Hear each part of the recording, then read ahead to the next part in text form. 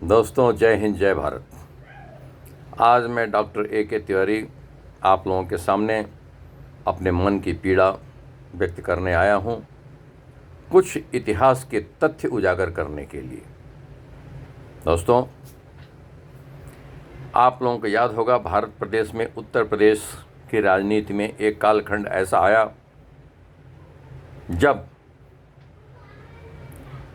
मायावती के द्वारा और भारतीय जनता पार्टी के सपोर्ट में सरकार चलाई जाने लगी। उत्तर प्रदेश की मुख्यमंत्री हुआ करती थीं सुश्री मायावती जी, और उनकी जो पार्टी हुआ करती थी वो बहुजन समाजवादी पार्टी हुआ करती थी, बसपा। आज वह समय के गर्क में खो गई है, विलुप्त हो गई है। मायावती भी अपने अस्तित्व के समापन और इस जीवन के समापन के दिन गिन रही हैं। दोस्तों, बीजेपी का बहुत चुप रह जाना, बहुत अधिक सहिष्णुता और बहुत अधिक संस्कारवान हो जाना भी शायद स्वयं के लिए घाती हो जाता है।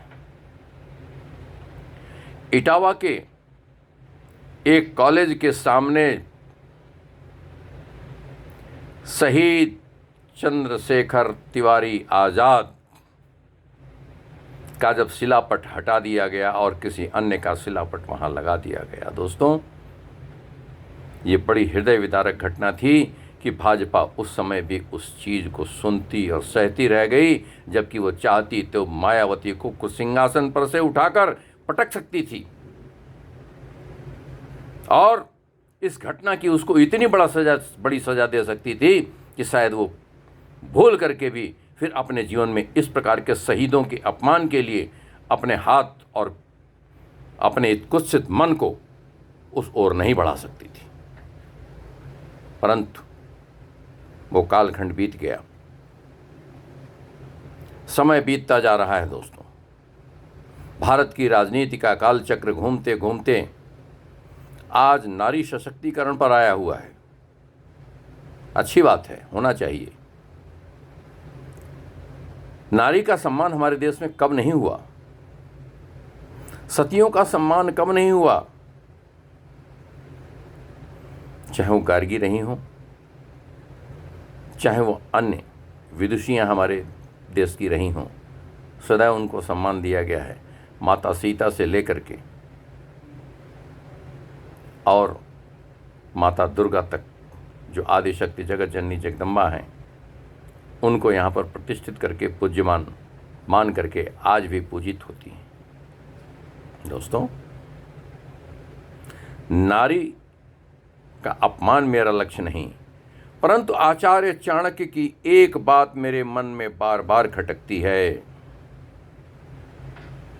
उतना बड़ा आज तक कोई महामंत्री विद्वान ब्राह्मण नहीं हुआ। आचार्य चाणक्य ने कहा कि स्त्री और शूद्र राज्य करने के लिए सर्वथा अयोग्य होते हैं, सर्वथा अयोग्य होते हैं। और ये छोटे व्यक्ति का कथन नहीं है, और आज भारत राष्ट्र उसी मार्ग पर चल रहा है। वृथा न हो ही देव ऋषि वाणी, देवताओं और ऋषियों की वाणी कभी व्यर्थ नहीं जाती है। स्त्रियों को राज्य करने के लिए आगे बढ़ाया जा रहा है, प्रेरित किया जा रहा है। हमारी बहुत सी माताएं उसमें अपना बहुत सुंदर और आश्चर्यजनक राष्ट्र को लाभ भी दे रही हैं और नीतियों को भी संचालित कर रही हैं। मैं ऐसी माताओं को प्रणाम करता हूं, बार बार सम्मान करता हूं, और उनको सम्मान मिलना भी चाहिए। लेकिन ये आरक्षण जो आया, जिससे भारत की किसी भी व्यवस्था में योग्यताओं का स्तर घटता गया और आरक्षित वर्ग से आए हुए लोगों का भी, कुछ लोगों का तो लाभ हुआ, परंतु उस समाज का लाभ नहीं हुआ। आरक्षण उस परिवार को बार बार क्यों मिल जाता है आरक्षण का लाभ, जो एक बार आरक्षण पा करके अपनी दीन दशा को सुधार चुका है, और दूसरे जो उसके लाभ के अधिकारी हैं, उनको वो बात क्यों नहीं मिल पाती?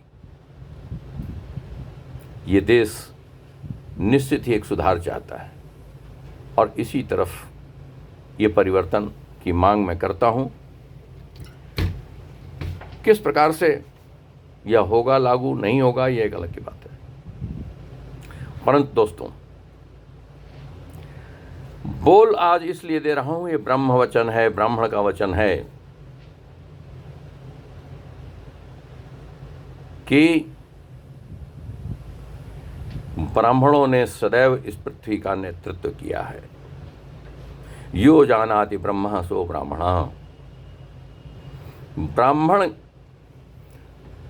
ही शिक्षा देने का अधिकारी है, दूसरा कोई नहीं। ये बात बड़ी रूढ़िवादी लगेगी लोगों को, इस समय के हिसाब से, इस समय के ढांचे में कभी फिट नहीं बैठती दिखाई देगी, लेकिन वो कालखंड आएगा जब इस पृथ्वी का विनाश हो चुका होगा और ये मेरी बातें कभी अगर ये यूट्यूब पर और कहीं कहीं नेट पर रहीं तो लोग याद करेंगे कि एक चंद्रशेखर तिवारी आज़ाद भी हुआ करता था, एक डॉक्टर अरुण कुमार तिवारी भी आज़ाद हुआ करता है, जो कभी किसी समय और राज की सत्ता और लोलुपता से बंधा हुआ नहीं रहता है।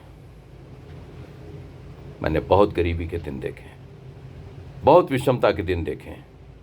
मेरे सम्मुख आकर के बीपीएल कार्ड कई बार ऑफर किए गए और मैंने ठुकराया है। मैंने कहा मैं इतना गरीब हूँ जरूर, मगर ये जिनके लिए योजनाएं लाई गई हैं इसका लाभ उनको मिलना चाहिए, मैं तो फिर भी जी ले रहा हूँ। जो लोग मुझे ये देने मेरे घर तक आए थे वो लोग अचंभित हो गए, डॉक्टर साहब इसके बड़े लाभ मिलेंगे, ले लीजिए ले लीजिए। मैंने ना, कदापि नहीं।